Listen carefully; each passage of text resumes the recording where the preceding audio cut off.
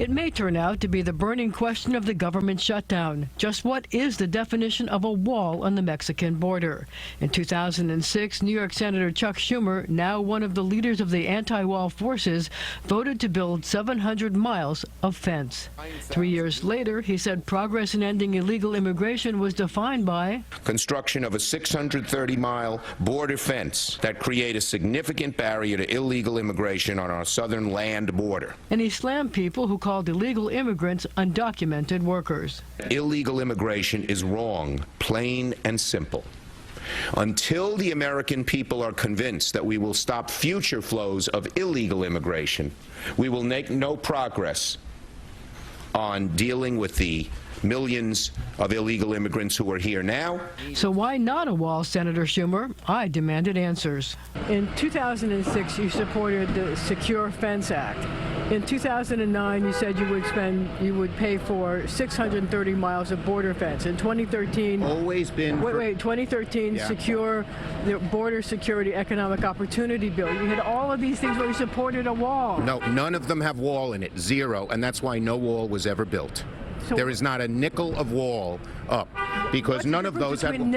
Between a wall and a fence? A lot. It's not just fencing. A fence works. You ask the experts. A big concrete wall is expensive and doesn't work.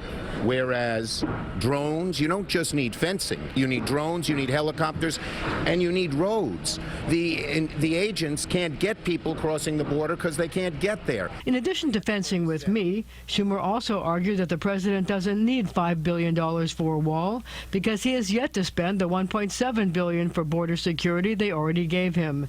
The president has spent $341 million, according to Customs and Border Patrol figures. I wondered if Schumer's opposition was just a tad political. If Barack Obama had asked for $5 billion for a wall, would you have given it to him? First, he wouldn't have made such a dumb proposal that nobody supports. Same question to Congressman Peter King, a Republican who is against the government shutdown. If Barack Obama had asked the Democrats for $5 billion to build the wall, would they have given it to him? They'd be down there with the bricks and the cement, putting it right up. I asked Schumer about the president's insistence that he's changed his position on border security.